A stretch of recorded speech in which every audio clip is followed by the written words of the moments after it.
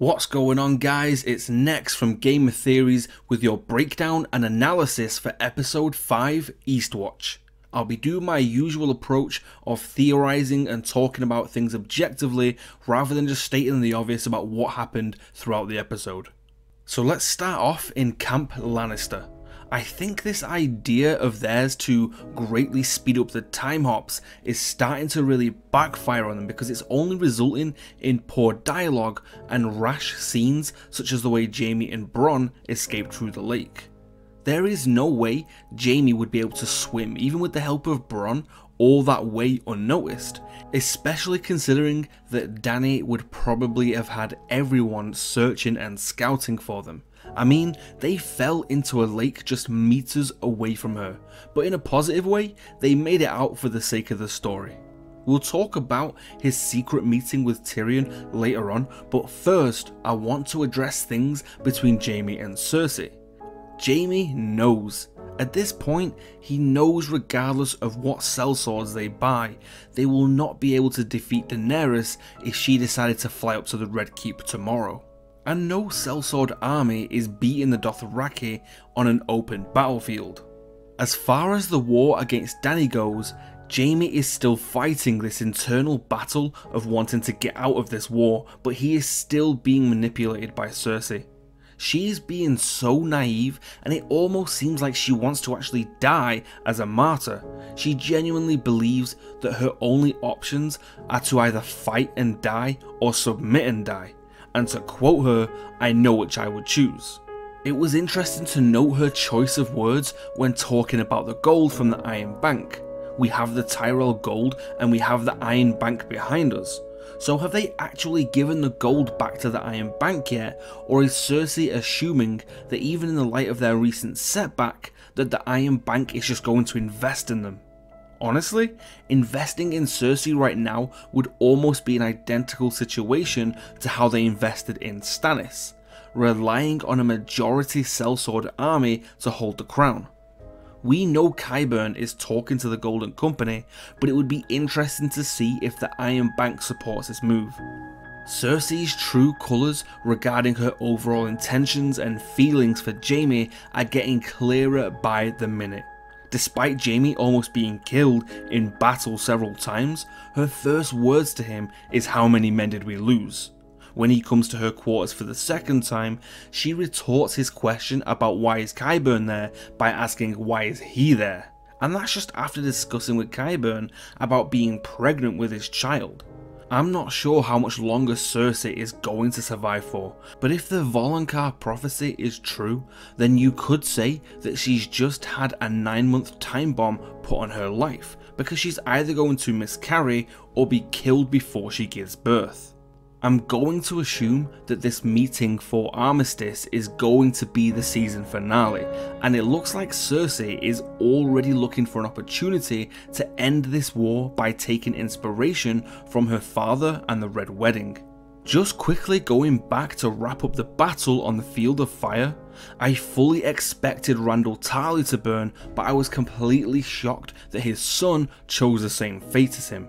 He seemed a bit innocent, really. But on the other hand, it now means that Sam is Lord of Horn Hill and Heartsbane is free for him to keep. Speaking of Sam, it was a shame to see him leave the Citadel on such circumstances. I was kind of hoping that Archmaester Ebrose would back him up, which you could tell he was tempted to do, but in the end he didn't want to lose face in front of the other maesters.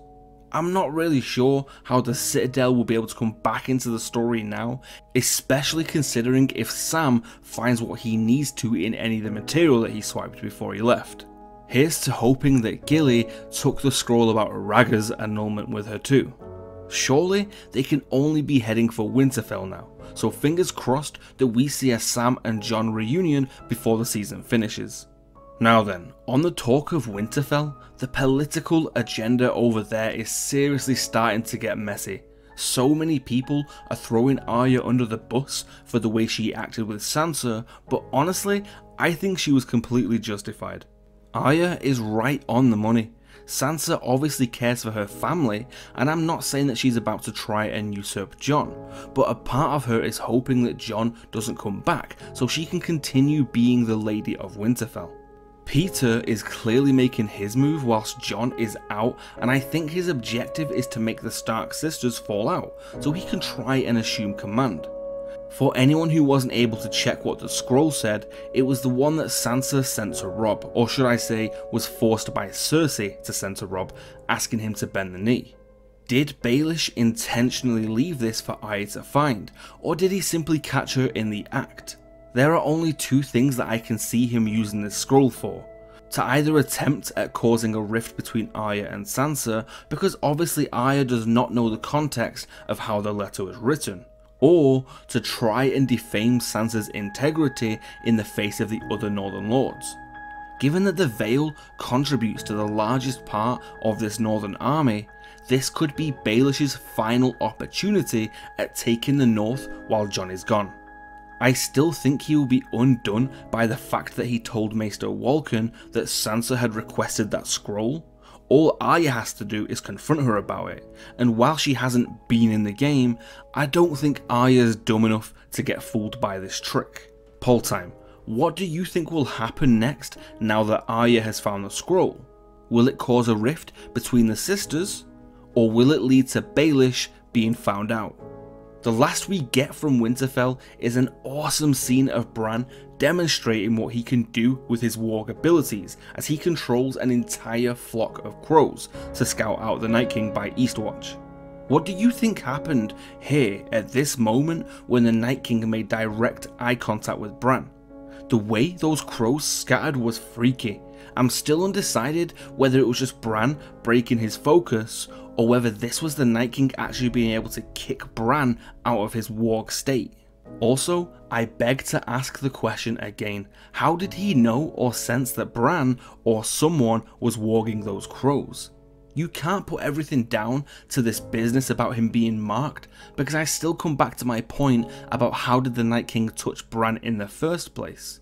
Either there is a much more significant connection between these two, or the Night King has much superior powers that haven't been fully explained to us yet. I'm going to wrap this up with Team Dany and their special guest Jon Snow. The scene between Jon and Drogon was awesome, but I'm getting a little tired of these obvious Easter eggs about Jon Snow being a Targaryen. Just give us that flashback already, or let Gilly finish reading the scroll about Rhaegar so it can be put to bed. I know a lot of people were questioning who Varys and Tyrion were talking about in this scene, but we now know it was about Dany. You need to find a way to make her listen. This wedge between Tyrion and Dany seems to only be growing, and again I have to point out that Dany specifically asked Varys that if she was ever failing that he would look her in the eye and tell her as he did that day.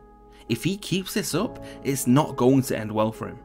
One thing that's really been bugging me at the moment is why no one is talking about Grey Worm and the Unsullied. Also, where is Missandei at? The secret meeting between Jaime and Tyrion was one of the scenes I was highly anticipating, especially since Jaime now knows that he was innocent of Joffrey's murder, but it seems like the murder of their father has still been just too much for him. He didn't care to see Tyrion again, only to hear what he had to say. As long as Jaime is by Cersei's side, their relationship as brothers will be forever broken. Otherwise, I think he has the heart to actually forgive Tyrion. Now, this episode was crazy for the time hops, and generally just rushing a lot of scenes that I think people would have actually really appreciated some more dialogue with. The reunion of Jorah, the return of Gendry, they spent next to no time on them, and it really felt like their scenes were just to set up the Dream Team expedition north of the Wall. However, I did love the scene between Jon and Gendry. It was great to see them already becoming little BFFs thanks to the history of their fathers, and they have so much in common. I'm seriously hoping that this is a bromance for the future. The only part of their journey to Eastwatch that I want to mention is how the sea to the right of the wall did not look frozen yet, so I want to close this out on a final poll. How do you guys think the Night King will get past the wall? By freezing over the sea and walking around, or by somehow breaking down the wall? Alright guys, let me know which parts of the episode were your favourite. When do you think we will see the Unsullied again, and will Tyrion and Jaime ever rekindle their brotherhood? Thank you for watching, 7 blessings to you all, and I'll see you guys later.